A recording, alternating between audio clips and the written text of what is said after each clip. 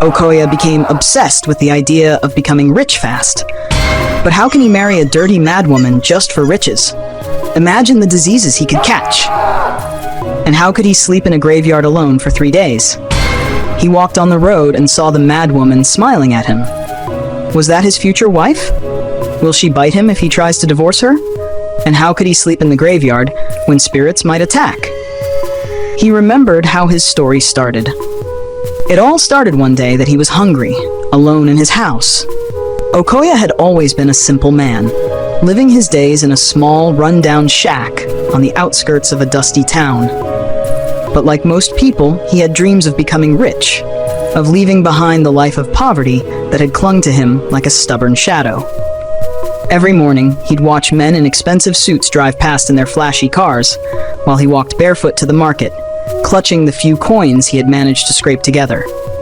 The sight of those cars gleaming in the sunlight made his heart burn with envy. He wanted that life, whatever it would take. One evening, fed up with his lot in life, Okoye made a bold decision. He would visit Baba Ijebu, the old and mysterious witch doctor that lived deep in the forest. People said Baba Ijebu could make anything happen, for a price. Some whispered that the witch doctor's magic was strange and dangerous, but Okoye didn't care. He wanted riches, and he was willing to pay whatever price it took. So Okoye set off early one morning, walking for miles on the dusty road that led to the forest. He didn't stop to rest, didn't pause to think about what he was doing. All he could think about was becoming rich. By the time he reached Baba Ijebu's shrine, the sun was hanging high in the sky, beating down mercilessly on the land. The shrine was nothing more than a crumbling hut surrounded by ancient trees. The air smelled of burning herbs and something else, something darker. Okoye stood at the entrance, his heart racing. Then he stepped inside. Baba Ijebu was seated in the middle of the room, surrounded by strange objects, animal bones, dusty calabashes, and bottles filled with unknown liquids. The old man looked up, his face wrinkled and his eyes glowing with an unnatural light. "Why have you come?" Baba Ijebu asked in a voice that sounded as if it came from the earth itself. "I want to be rich," Okoye said, his voice trembling slightly. "I'll do anything." Baba Ijebu smiled, a strange, unsettling smile. He stared at Okoye for a long moment, as if measuring the weight of his soul. Then he spoke. "If you want to be rich, you must marry a madwoman," the witch doctor said calmly. "But you must marry her before sunset today. If you fail, you will remain poor forever." Okoye's eyes widened. "A madwoman?" he stammered. "But where will I find one before sunset?" "That is for you to figure out," Baba Ijebu replied, waving his hand dismissively. "Now go. Time is ticking." Okoye stumbled out of the shrine, his mind racing. A madwoman? Where was he supposed to find one? Before we continue, as you are enjoying the video, know that we are a new channel, and we would have a party if you liked and subscribed and watched the video to the end to help us reach our goal of 500 subscribers. Back to the video. He began walking back towards the town, glancing at the sky nervously. The sun was already making its slow descent. He had only a few hours left. As he walked along the dusty road, he saw her. A woman sitting by the roadside, her clothes tattered and her hair wild. She looked like she hadn't bathed in days, and her eyes had a crazed gleam to them. Okoye's heart leapt with excitement. This had to be the madwoman Baba Ijebu spoke of. Without hesitation, he approached her. "Hello," Okoye said, trying to sound casual. "Can I take you out on a date?" The woman looked at him surprised. Her lips curled into a smile, revealing a set of uneven teeth. "No one has ever asked me out before," she exclaimed. Yes, I would love to go on a date." Okoye was taken aback by her enthusiasm, but he quickly recovered. This was perfect. He was one step closer to becoming rich. "What's your name?" he asked as they began walking towards the town. "Madu," she replied. Okoye almost laughed out loud. Her name had mad in it. This was definitely a sign that he was on the right path. Luck was on his side. "All right, Madu," he said. "Let's go to a fancy restaurant." But as they walked, Okoye remembered something important. He had no money. Certainly not enough to take her to a fancy restaurant. Panic set in. Thinking quickly, he led her to a local eatery under a large tree. The place was humble, with wooden benches and bowls stacked on a rickety table. Madu looked around, confused. "Is this the fancy restaurant?" "Yes," Okoye lied, nodding confidently. It's part of their aesthetic. Rustic, Madhu smiled, seemingly satisfied with the answer. I like it. It's unique. They sat down, and Okoya's stomach nodded as Madhu began ordering. First, she asked for 5 plates of egusi soup. Then, she ordered 6 bottles of palm wine. Okoya's jaw dropped, but before he could protest, the waitress brought the food and set it on the table. Without bothering to wash her hands, Madhu dug into the food, eating with a frenzy that shocked Okoya. Soup dripped from her fingers as she shoveled handfuls of food into her mouth, washing it down with palm wine. Okoya's eyes darted around nervously, feeling embarrassed. In the background, he noticed a woman staring at him from across the street. It was Amaka, a woman who had once had a crush on him. Her expression was one of deep disappointment, as if she couldn't believe Okoya was now dining with a woman like Madhu. Okoya lowered his head in shame. When Madhu finally finished her feast, Okoya realized with horror that he didn't have enough money to pay. Desperate, he leaned over to the waitress and whispered, "That old man over there said he would pay for us." The waitress glanced at the old man sitting across the table, who was deep in conversation with someone else. Before the waitress could react, Okoya grabbed Madhu's hand and quickly led her out of the eatery. They hurried down the road, Okoya's heart pounding in his chest. As they left, he could hear the old man arguing with the waitress, who was now insisting that he wash the plates. Okoya and Madhu walked quickly, the sun now beginning to set. They needed to reach Baba Ijebu's shrine before the sun dipped below the horizon. But as they tried to flag down a taxi, none of them stopped. Drivers sped by, ignoring Okoya's frantic waves. Finally, a taxi pulled over. As Okoya opened the door, the driver's eyes fell on Madhu, his face twisted in disgust. "Get out!" the driver spat. "I don't carry crazy people in my car." Before Okoya could argue, Madhu climbed into the taxi anyway, pulling Okoya in after her. The driver, now completely flustered, panicked. Without a word, he opened his door, jumped out of the taxi, and ran down the road, disappearing into the distance. Okoya and Madhu stared after him in disbelief. "Well, I guess we walk," Madhu said, shrugging. Time was running out. The sky was growing darker, and they still had a long way to go. The two of them hurried along the road, heading for the shrine. When they finally arrived, Baba Ijebu was waiting, standing at the entrance of the shrine, his face stern. As Okoya and Madhu approached, the witch doctor's eyes widened in shock. "Daughter!" Baba Ijebu cried out. Madhu's face turned pale. "Father, what are you doing here? You said you were a doctor." Okoya froze, his head spinning with confusion. "Wait, this is your daughter?" he asked, looking from Baba Ijebu to Madhu. Baba Ijebu's eyes darkened. "Why have you brought my daughter here?" he demanded. Okoya stammered, But this is the Madwoman I found." Madhu's jaw dropped in horror. "Madwoman!" she exclaimed. I'm not mad. I'm just wearing the latest fashion. I'm trying to look like that musician Rima. Have you never heard of style?" Okoya's mind reeled. But why did you eat like that?" he asked, remembering the chaotic scene at the eatery. "I'm on a weight loss era," Madhu replied, throwing her hands up. "I've been experimenting with new eating habits." Okoya felt like his head was going to explode. This wasn't happening. It couldn't be happening. Meanwhile, Madhu turned to her father, her face filled with betrayal. "Father, why are you in this dirty shrine?" she asked. "You told me you were a doctor." Baba Ijebu sighed heavily. "I didn't lie. I'm a doctor. A native doctor." At that, Madhu screamed in frustration and ran off into the night, leaving both Okoya and Baba Ijebu standing there in stunned silence. Baba Ijebu chased after her, yelling over his shoulder to Okoya, "The sun has set! You failed!" Okoya stood alone in the shrine, feeling the weight of failure crush him. He had been so close. And now he was back to square one. Suddenly, the air in the shrine grew cold. Okoya shivered and looked around, his heart racing. Then, from the shadows, a ghostly figure appeared, floating towards him. Okoya's eyes widened in terror. "Where is Baba Ijebu?" the ghost asked in a hollow voice. He's chasing his daughter," Okoya stammered, his heart thudding in his chest as he stared at the ghostly figure floating before him. The ghost, a tall, gaunt shape with empty eyes, sighed deeply. Typical Baba Ijebu, always running after problems he created. The spirit hovered closer, its cold presence chilling the air around Okoya. Okoya, still shaken by everything that had happened, couldn't understand what was going on. "What do you want with Baba Ijebu?" he asked, his voice barely above a whisper. The ghost tilted its head, seeming almost amused. "Oh, I'm not here for him. I've already fulfilled my contract with him, but now I need something from you." "Me?" Okoye took a step back, his confusion deepening. "What do you want from me?" The ghost's expression remained unreadable, but there was a strange twinkle in its eyes. "I need you to do something for me. It's simple, really." Okoye felt his stomach churn.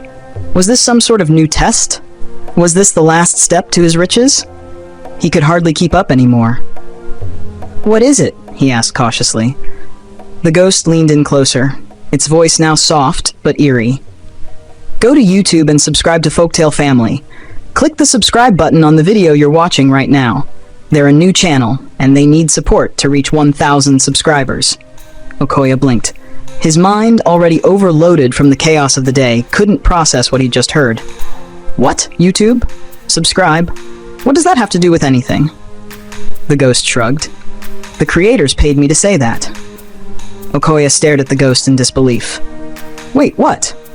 You're telling me after all this, after running around all day trying to marry a madwoman, chasing Baba Ijebu's daughter, and failing my chance to get rich, you're here to tell me to subscribe to some YouTube channel?" The ghost, unfazed by Okoye's growing frustration, nodded solemnly. "That's correct. It's the least you can do, don't you think?"